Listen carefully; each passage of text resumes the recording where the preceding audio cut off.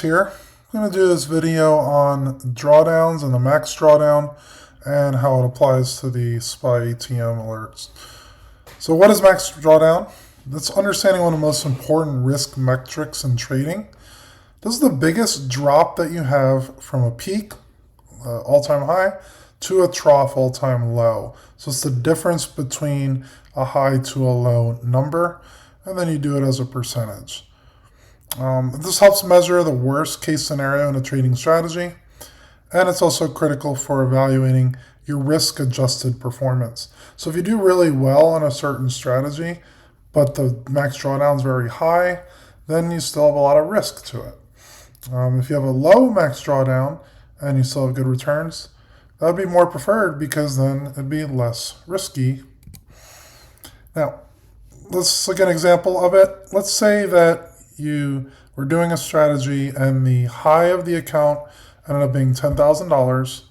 The low of the account from peak to trough would be $7,500. This will be a 25% drawdown because you have $2,500 loss here and then divide it by the high of the $10,000. This tells you how far the account fell before it eventually recovered. Now, the max drawdown could happen at any time. It could happen right when you start a strategy.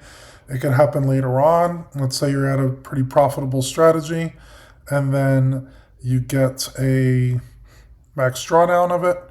Then it's still not necessarily a bad idea. So if you have like $2,000 that goes up to $10,000 with not much drawdown there, and then you happen to get a 25% drawdown, then you're still at $7,500. So it's not necessarily a big deal. It really depends on when it happens. Now, why does it matter? It reveals the risk side of your return. Two strategies could have the exact same return, but different drawdowns.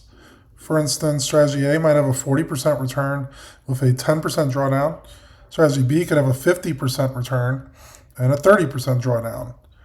Lower drawdowns psychologically are easier to stick with because you're not going to see drastic negative numbers in your account. Now, trading is a mental game. Large drawdowns are emotionally painful. Most traders quit during the drawdowns, not because of the failure of the strategy, but because of psychology. Keeping drawdowns small helps maintain confidence. So being able to do a strategy with not a big drawdown gives you more of a psychological boost to stay in the trade.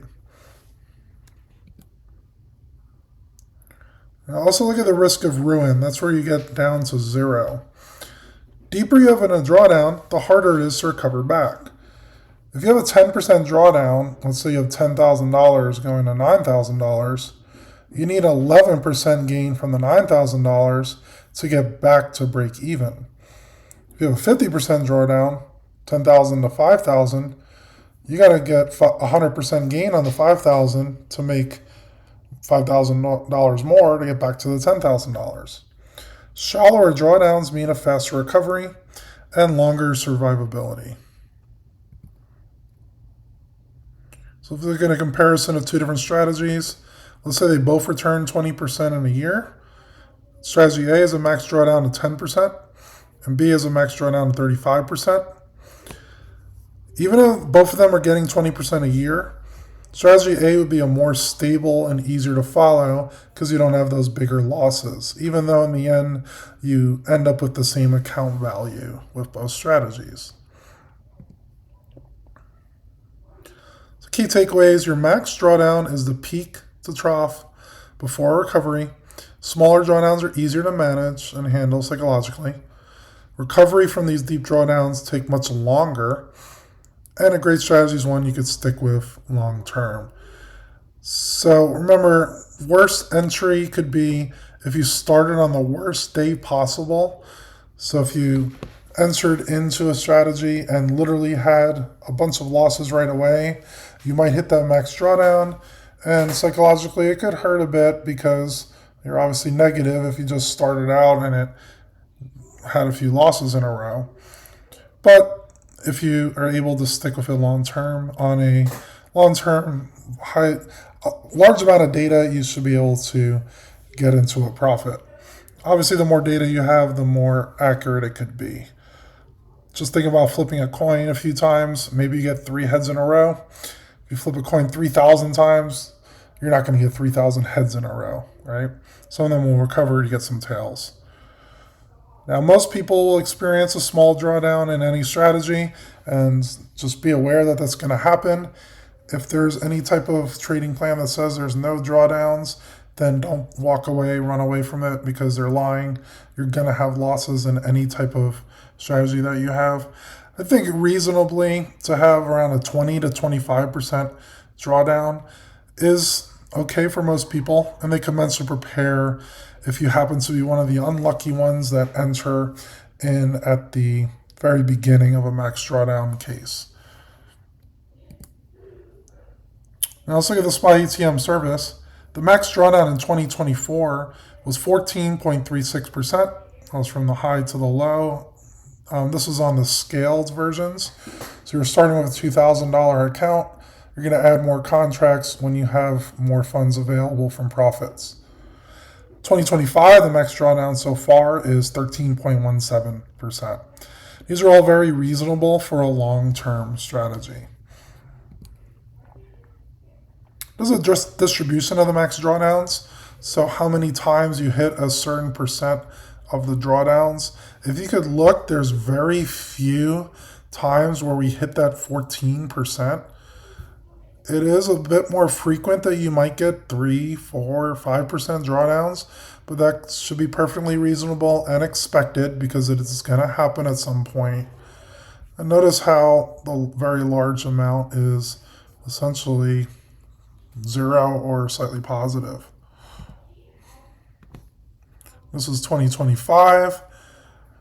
Similar data. There's not as much data as 2024 because it's the middle of 2025 right now. I have a good amount at that 2% or so, 4%, and just a few at 7%. Very few times, this is like 1 or 2 times, we hit 11, 12% on the drawdowns. Now, by being able to take advantage of those max drawdowns and being okay with it, look at the cumulative amount of money you made over time. This was 2025, actually 2024 first. 2024 was $2,000.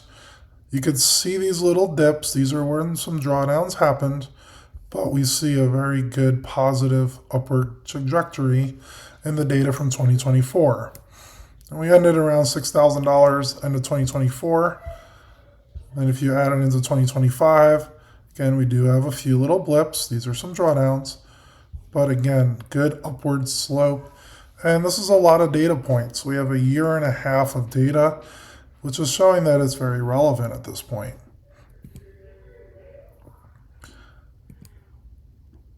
So in the trading world, a max drawdown under 20% is often considered very manageable, especially for long-term strategies. I think it's okay to be 25% drawdown on these, especially looking at the returns that you could get. Many hedge funds or professional strategies target drawdowns under 15% as a nice benchmark for healthy risk control. And these lower drawdowns allow for steadier compounding over time, and you don't have to reduce your position sizing. If you happen to get in right as a max drawdown, you may not necessarily be able to do the same amount of contracts as you did when you first started. And then it's tricky to recover on these because you won't necessarily make as much when you're doing less contracts. And that's why me and Phil did a lot of research on using $2,000 to $3,000 account size to buy about $300 worth of contracts. This keeps the drawdown lower. If this drawdown is still too high for you, you could actually have a bigger account than 3,000, and you should have a lower drawdown as well. However, you wouldn't make the same amount of profits because you have a lot of excess cash in that point. So that's why we give a range of your account sizes. You might say $2,000 to $3,000, use 2 contracts, $3,000 to $5,000, use 3, and so on. So that helps in our scaling where we're still keeping a very close amount of funds that we're using and then compare it to the account size that we have. So yeah, that's all the thoughts on max drawdown. One of the key things is to stick to the plan even when a drawdown happens, because again, it's going to happen at some point. Just think of the long term, enter in your trades, and then just not show an emotion on the trades. When a loss happens, just move on. There's more important things in life than possibly losing a little bit of money on a trade. If you have any questions, leave a comment down below, and we'll see you guys on the next one.